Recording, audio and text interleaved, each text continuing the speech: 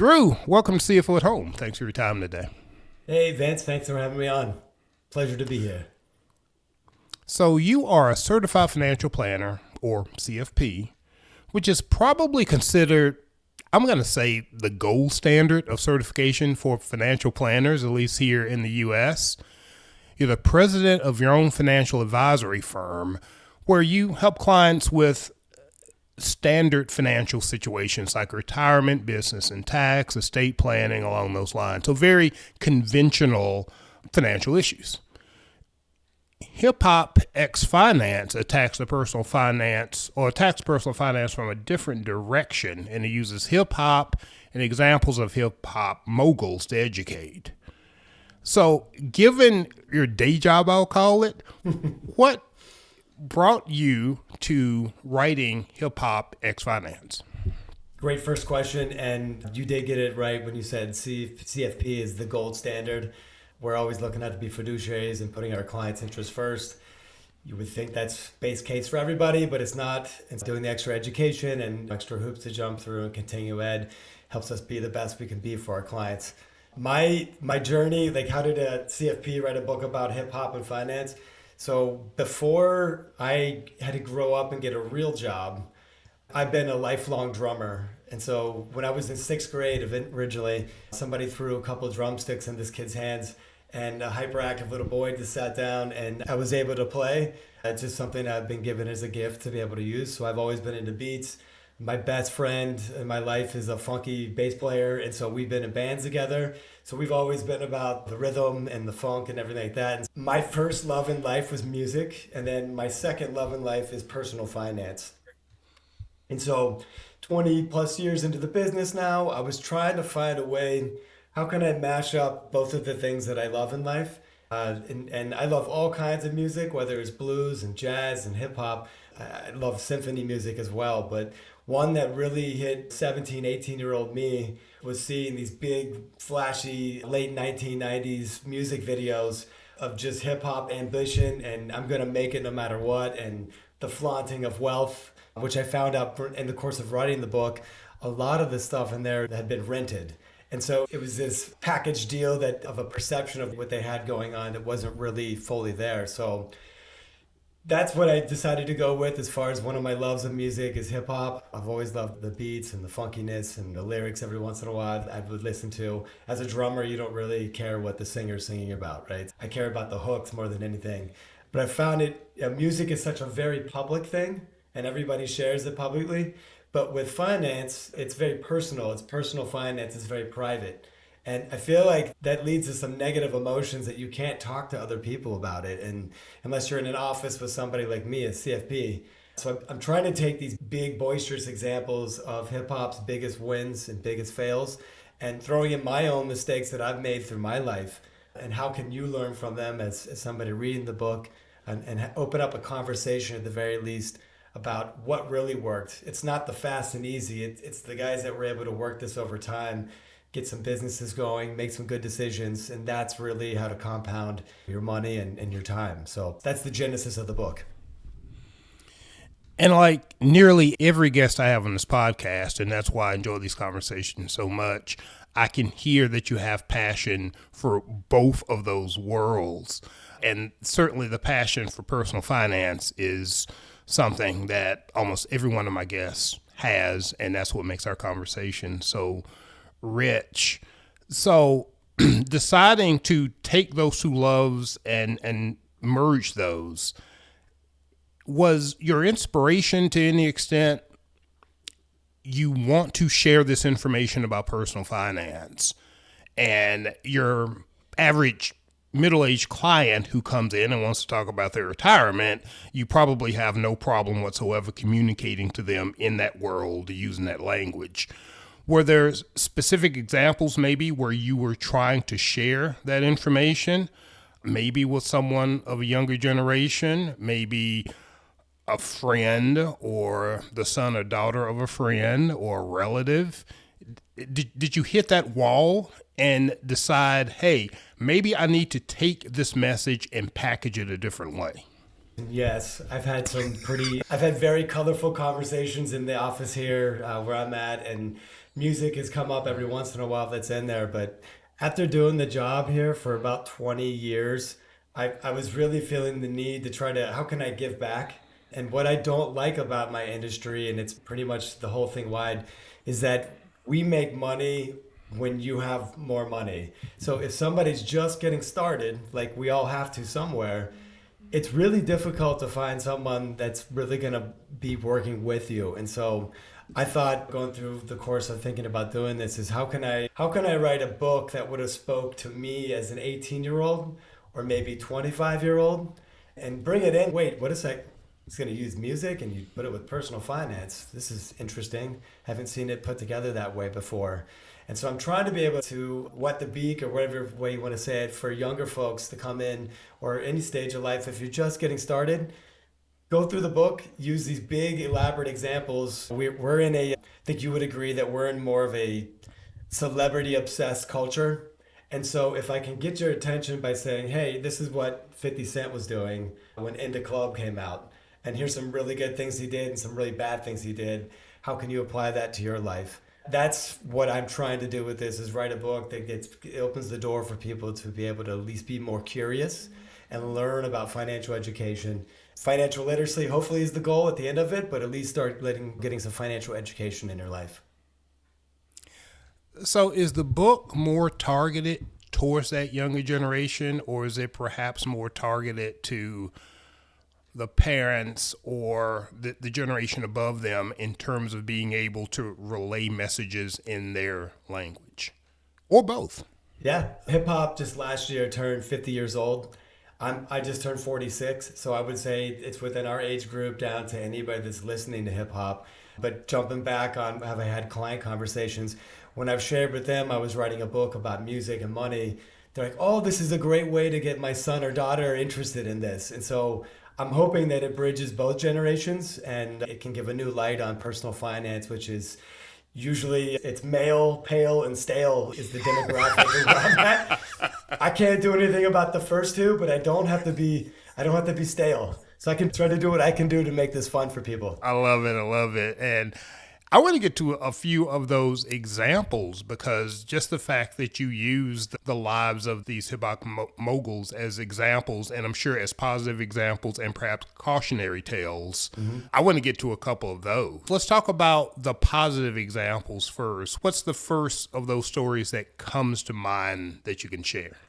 I have two that's in there, and it's by the two most successful people in hip hop. And so I would say Dr. Dre and the genesis of Beats headphones, which is by far currently right now the biggest hip hop byproduct or product that's been put out to date. And then secondarily, you've got the story of Jay-Z, who started selling CDs out of the back of his car, amongst other things that he was rapping about selling, and worked his way up into being a billionaire, 2.5 billion. Kanye is in there. He's had a wild up and down, like his personality. And if you go off of his metrics now, he's worth more than Jay-Z. But those are the two biggest stories that I focused on in the book.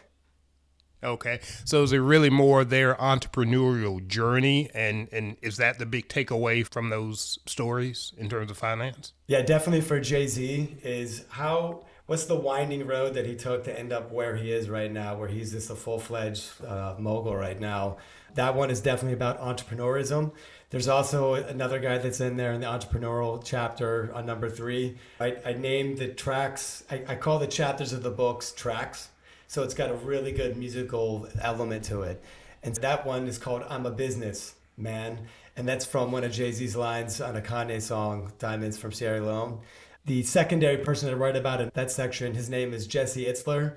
And Jesse is this late 80s, early 1990s white rapper who had a couple songs that are pretty funny if you go look them up. But he pivoted from being a white rapper and he went into doing jingles for sports. And so the New York Knicks are still using his song right now, Go New York Go. So they're still doing that. But he had pivoted from there to selling this jingle company off, where, by the way, one of his interns was 50 Cent. And he was working with Jam Master Jay from Run DMC, sharing the same desk. And so he started this jingle company, working with those guys. He ends up selling it, goes into starting up Marquee Jet Card, which he ends up selling to Warren Buffett, to NetJets. And then he pivots over to doing these ultra marathons because he seems to be very high energy and needs to keep doing something every day, and studies nutrition and goes into coconut water and finds a way to get into a coconut water company, sells that to Coke. Uh, in the course of all this, ends up marrying the love of his life, which is the founder of Spanx, so Sarah Blakely. And he's just always doing something. And so Jesse's got a very interesting story as well. That's the entrepreneurial chapter, and it was a blast to write and research. Um, Dre, on the other hand, that track title is called Speakers, Not Sneakers, and it's the idea of how an investment works. And usually, you're investing yourself is one of the best investments. It's not walking into a CFP's office and saying, "What should I do with my portfolio?" Sometimes education is one of your best things that you can do. Best investments. Invest in what you know. And so with Beats by Dre, it all started out a long time ago. And so if there's kids listening, in 1999 or so, there was this thing called Napster that happened, and it upended the music industry, where all of a sudden you didn't have to buy CDs anymore. You could get these things called MP3s, and you could get them for free through the internet on your computer. Burn a disc, and you're good to go. And the music industry went into a tailspin for at least a few years until Apple would come out with the iPod. If anybody's ever heard of that before listening, it was their very first introduction to using an MP3 player, and it had 1,000 songs and a 10-hour battery life. And you could buy the songs for about 99 cents. But what really irked Dre is it was bad enough that they were stealing my music, but you were losing the feel of the music, which was very bass heavy. It was coming out of NWA and all of his greatest hits from The Chronic on up, over at Death Row and Aftermath. You were losing the bass heavy feel.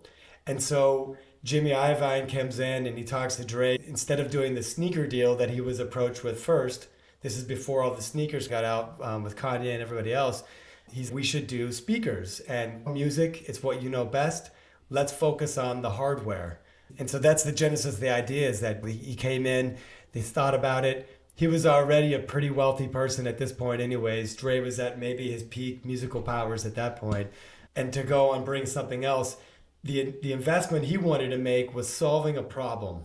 And if you can find a problem and solve it, and then find the different steps to getting there, that's a great way to make an investment long term, not just investing in yourself, but starting your own business. And just going in here and getting all the different artists that were involved, whether it was will.i.am from Black Eyed Peas to Gwen Stefani to a couple other artists, they would have prototypes from the Beats headphones, and the artists would come in and listen to it, and they would ask them, "How do you feel about these?" And so they got a bunch of artists that bought into this. So by the time that they launched this, the artists were all wearing Beats headphones for free. It became like a fashion accessory, and then it becomes this cultural movement that it's part of a fashion. Have Nikes, have your Apple phone, and make sure you got some Beats headphones on there on top of it. That's long before they broke into the sports world, but it's a really interesting story from the beginning to the end. Just at the end, there's another lesson that if you sign an NDA, don't say anything until the check's cashed. 2 weeks before it was set to be public, there was some ill-advised going on social media. I think they might have been drinking a bit, and they were advertising Dre as the first billionaire in hip-hop. And basically what happened after a 2-week apology tour, Apple kind of slapped them on the wrist, and it was $3.2 billion that Apple was going to purchase Beats.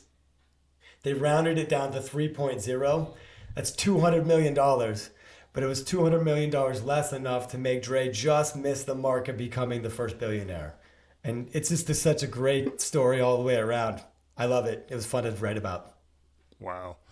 Yeah, and I like that approach to, that's a different approach to opening up the discussion to investing that I've seen even in other things that are geared towards younger generations. It's usually more stock market driven, and this is a stock and diversification and that kind of thing. They go right into that. You're backing up from that a little bit and establishing just that value in terms of investing in yourself, investing in your ideas, and using those examples, which can go the entrepreneurial direction perhaps in some people.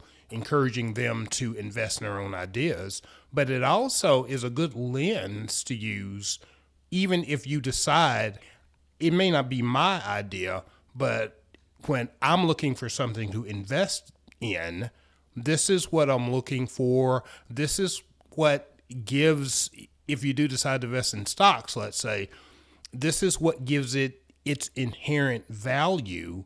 And I understand more of what I'm doing. I'm not doing this just because the book said so, or my parents said so, or my professor said so, or whatever.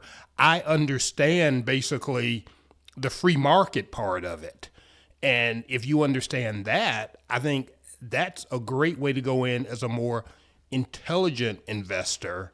And the more intelligent you are, the more you understand the game. Then even if you are a stock investor, let's say, the fact that things go up and things go down and the volatility of it all, I think it helps you to understand that a little bit more intuitively. So it's a great approach. And the lesson there that is patience. There is no, if it comes fast, it's probably going to leave fast. And patience in it, and reading about how long it took Dre to start out with an idea that he, by the way, collaborated with somebody else on, and they played off each other's strong suits, and they built their own team off of that, and then worked beyond that. But it was all about patience, because it took anywhere from, I think he started out on around beginning of 2000, and by the time they sold it was around 2014. So a lot of people fall into this thing, and about seeing the top of the iceberg, and they forget all the work that goes into it. They just see the success. And that's a whole other thing about social media these days is look at me now, look at all my great pictures, look what I'm doing. There's a lot of work that goes into getting where you're at in life. And so that's the lesson is patience. Whereas if it comes fast, it can leave fast. And that's why the very first track or chapter of the book it's about MC Hammer, who's probably got the biggest story, number one hit in hip hop. Hammer came out with "You Can't Touch This" and just was like shot up with his big wide pants and doing the dance and everything back in the late 80s, early 90s there, and was a sensation and took over. Number one hit forever. Had a follow-up hit with "Too Legit to Quit." And in 3 years, Hammer made $72 million. However, in 3 years, he filed for bankruptcy and he had lost $82 million. So it came so fast and so furiously that it was coming in and he was spending. He was negative $10 million within that amount of time. And there's lots of lessons in there about don't hire all your friends right away, because he had about 200 people on payroll every month and it was costing him $500,000 to up to $1 million. He went out and bought every sports car you could have and a bunch of racehorses, helicopters, a private jet. And of course, every king's got to have their castle. So he went out and bought a very respectably priced, I think it was $3 to $5 million mansion. But the problem is that he went in and sunk another $30 to $40 million into said mansion with gold toilets and hot tubs and gold statues of himself. And what I found is in life, you got to have partners. So if it's you doing it on your own, maybe have some other people around you that you can bounce ideas off and not just have yes people surrounded with you, which I find a lot of celebrities do. And so that's the kind of other one, is to have an advisor, someone that you can come in and collaborate with. And that's where I find my most value for my clients is if they have an idea, hey, in 2021, my son wants to open up a Robinhood account. This is an actual phone call that happened. He wants to get started trading stocks. I'm like, great. This is all great information. I would say, we'll make sure that he waits till he's 18 though, because he's just gambling at this point. All the kids then were buying GameStop and buying high and selling higher. It's that easy. And they were getting used to making 100% gains very quickly. Folks, that's not how life works. I have had those conversations that have come in before, and it's all about learning patience. And one of the big things that we tell clients is it's time in the markets. It's not timing the markets. And so learning just to do things on the regular, like investing a little bit over a long period of time, pretty hard to lose if you do it that way, and just staying patient with the process. Yeah, and I saw, I don't know, maybe 2 or 3 years ago during the whole GameStop experience, the Robin Hoods and those became very popular. And I frankly struggled when I would have conversations with younger people, with nieces, nephews, that kind of thing, about that in terms of because the good news is they were really excited about it, and it was good to see them be excited on that subject. But of course, what they were excited about and the perception that they had of how that whole process worked, of course, was it was more of an easy money approach. It was trading, not investing, to use that terminology. And I think an app on your phone encourages that. It encourages that immediacy in the same way that all of us look at our phone 75 times a day. If you've got that trading app on, you want to see what that investment is doing 75 times a day, which again is really more trading than investing. But I grappled with how to deliver that message without squashing the enthusiasm. Your approach, I really like it because you're just using examples. You're not trying to squash it, you're trying to modify it. And by using the experience of celebrities and people they already know and look up to a certain example, certainly look at their financial success or their material success and say, hey, that's a good example. If you can use that to deliver the message, that's much more powerful than anything I could say.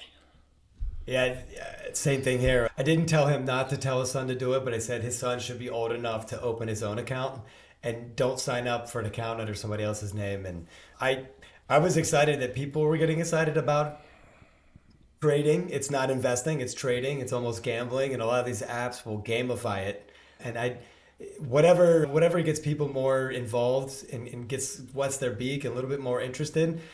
An unfortunate part of investing as well is that you have to deal with losses. And when you come in and open up an account, most of our questions about what you're comfortable with as an investor isn't, hey, how would you like to make 15, 20% a year? It's what happens if the stock market doesn't go right? What if you lose 10% in the next 3 months? How are you going to feel about that? And so that's what we tend to focus on. But a lot of people, you only learn in life when you have a loss. I think a lot of the time you make a mistake, quote unquote, but that's how you learn and get used to it. So I was okay with seeing people go in, and I just was telling people, I get it. Only put in what you can afford to lose. Just like if you were going to a casino at that point. And one of my favorite things that happened at the end of it is one of my clients threw $100 at it. So it wasn't something there was life or death money. And he put up a screenshot. It was like $28.31. And he said, turns out I'm not that good at this. Glad I got my financial guy still.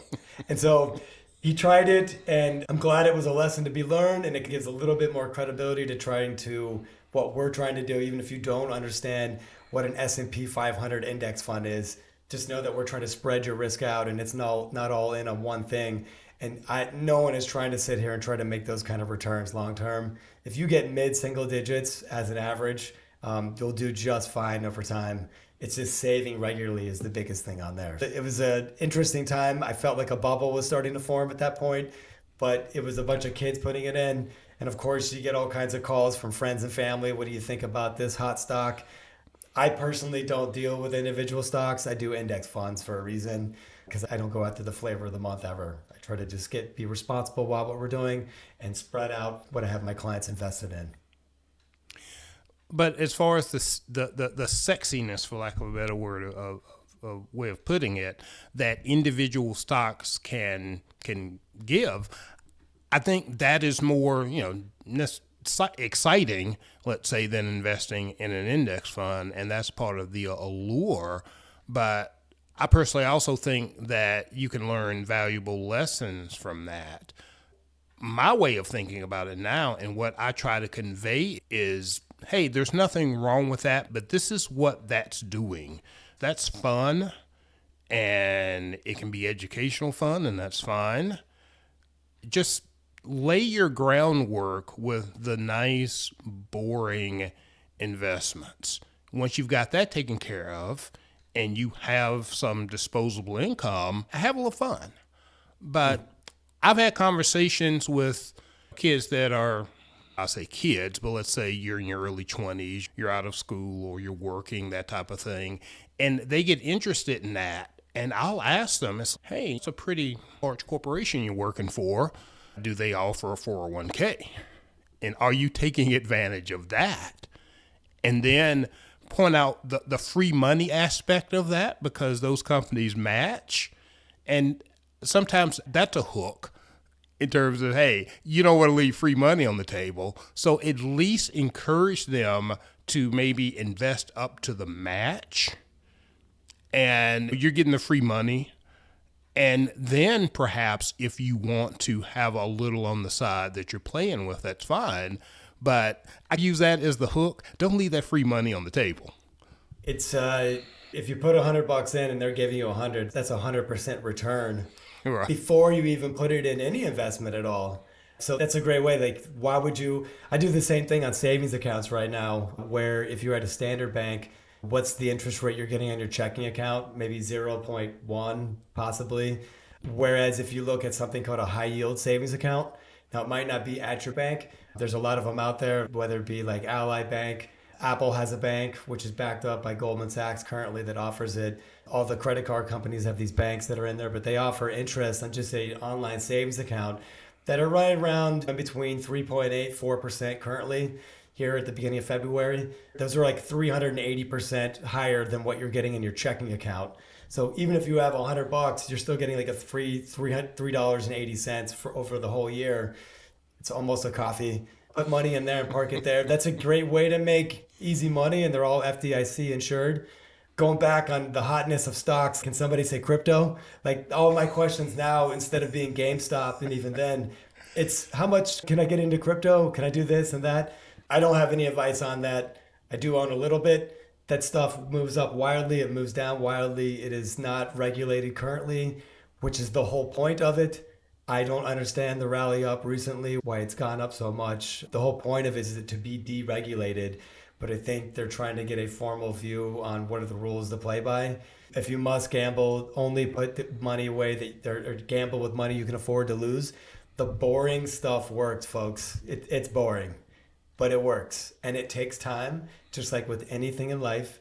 And so I just tell everybody, just get started now, and that's the point of the book is don't do the big flashy things. You can try to do it if you want. It's probably not going to end well, but learn from that.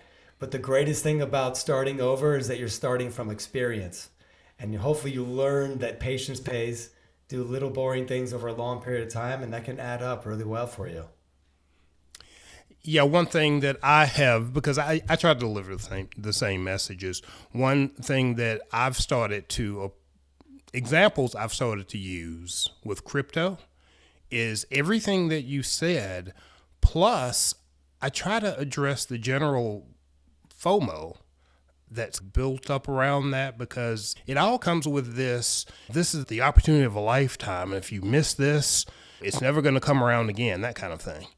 And I'll use examples that people can relate to, like Amazon. Amazon for the younger generation, if you're really talking young generation, there's some who literally don't know life without it. But if you look at the history of Amazon, there was that same early FOMO built up around that. And it had its ups and downs. So if you bought into the early FOMO, you could have panicked on the way down and lost your shirt on Amazon very easily. But if you were patient and waited, let's say, literally 5 or 10 years after Amazon launched until it was a more stable company, until it was a company that was actually earning money and all of that, more of a standard investment, you still would have done quite fine.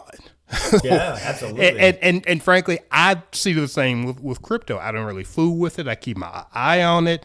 And if it's really real, it's going to be around for a minute. So there'll be an opportunity to get into that once all the regulatory things are figured out and it becomes more of a standard investment, something that people actually understand how it works. If it's sustainable, it'll still be there, and there'll be an opportunity to get in. Just relax is Yes. it's got my message. And guess what's going to happen once it gets regulated and people start relaxing? It's going to be part of the old boring things that are going on. It's not going to have these wild up and down moves like the Wild West. I think the thing that you were hitting the head on the nail on the hammer was with Amazon as you waited it out.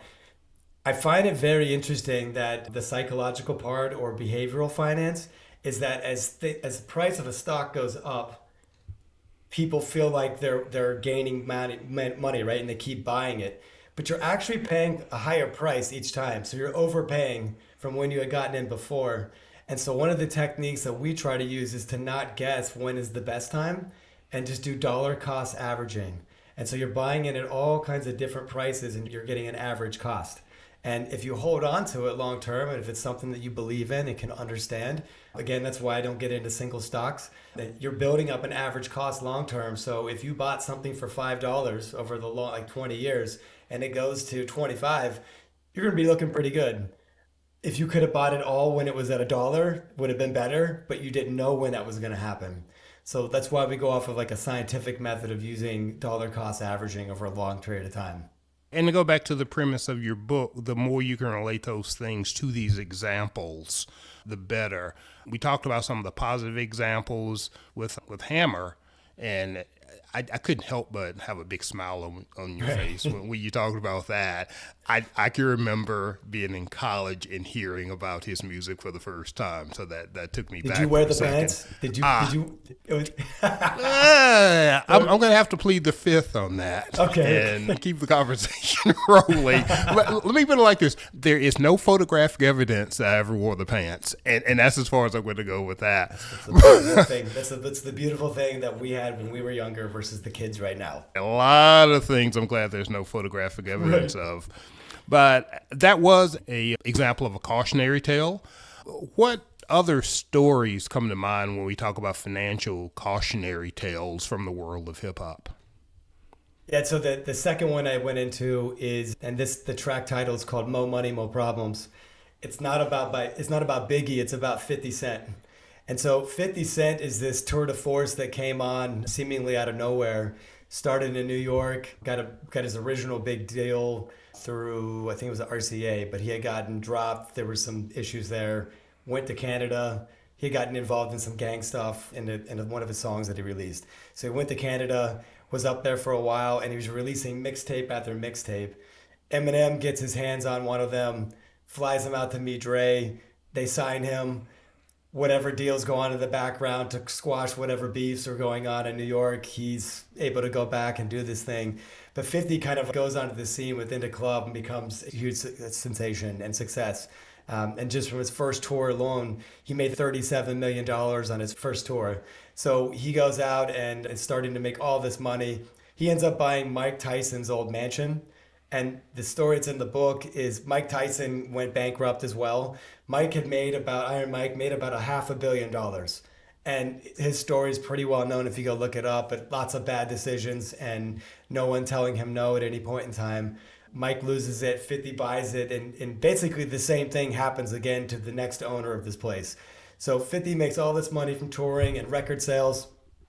Very smartly, he had really good business instincts, and maybe that was hanging out with Jesse Itzler possibly. But he goes in, and Vitamin Water approaches 50, and they said one of the options, I'm sure, was, hey, we'll pay you a fee to become a spokesperson. And he's smart enough, no, give me my own flavor of water, so Formula 50, and I want equity in your company. And so that was a genius move that played out for him. 50 ended up, when Coca-Cola bought Vitamin Water within a year or two after that, he pocketed at their taxes $100 million. So he's making lots of great decisions, and Reebok comes to him and he gets his own shoes and he gets a big contract that way. 50's net worth at his peak was about $470 million. Lots of money. He's on his way to become a billionaire. But he starts making bad investments and he tries to get into the headphone game. And that's after we saw Dre getting some success. He tries to get into all these other things.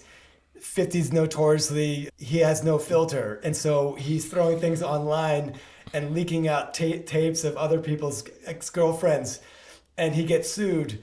And he does eventually have to go, maybe strategically, he files for bankruptcy protection. He still has $30 million at this point. So there's some people are saying he did it only so he didn't have to pay out as much for this lawsuit that he had to deal with. Probably some truth in that.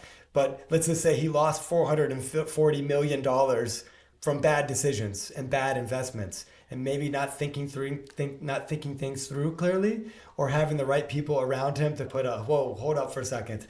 maybe don't do that.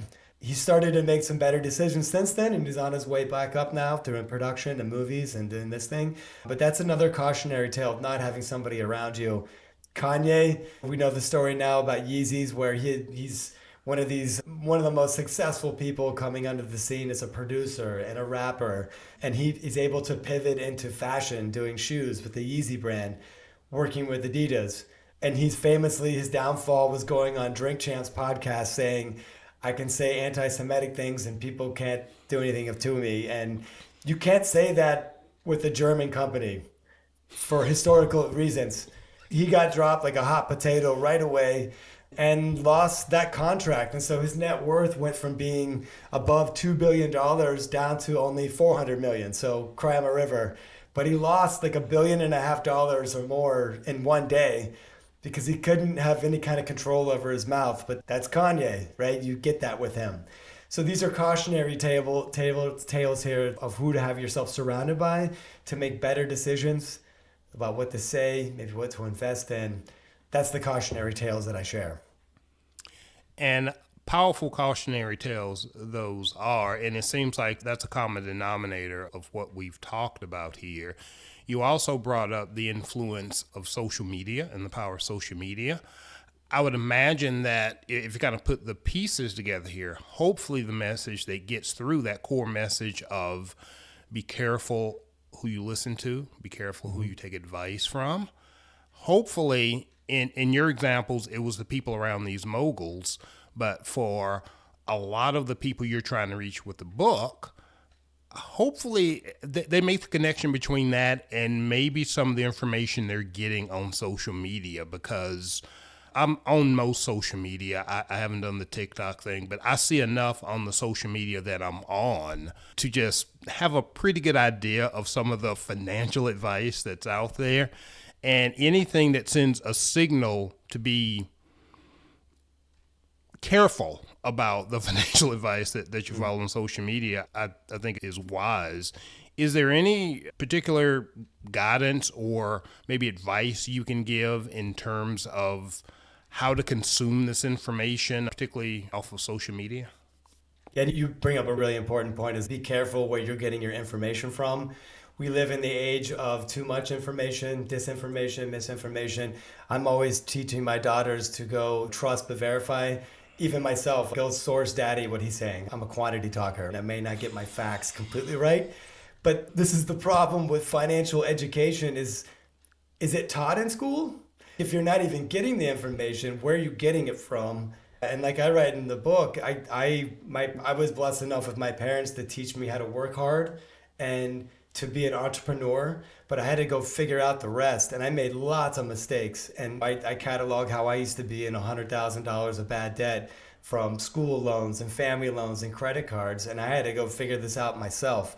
So if you could, you can start in the book, but go out and just go and stay inquisitive and stay curious about what you want to learn about and get it from multiple sources. Don't take it just from one. There's some tried and true people out there to follow. I always get a laugh from reading Warren Buffett's quotes. He's generally accepted as the greatest of all time, the GOAT investor. And he started from nothing and worked his way up. Famously got invested in Coca-Cola. And he says a lot of things like about debt that I use in the book. When you find yourself in a hole, stop digging. Or there's a Benjamin Franklin quote that the best investment you can make is in your own education. You know, these are basic things that you can go out and find. And I always have stayed curious the whole time that I've been doing this business and just go around and find something that makes sense to you. Another piece of advice is if you're on your own neighborhood and you don't know where to start, go up to a business owner. My first job was working for a grocery store and I had to start getting carts, and I think I was paid a whopping $2.75 an hour, I think is what minimum wage was back in the day when I was doing it. And I had to bag groceries, and you face this.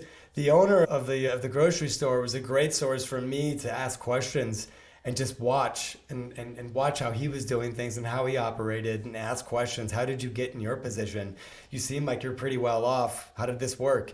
And he wasn't a young person, and he earned it over time. And so that's how I have this middle child, which I learned by doing things. I had an older brother, younger brother.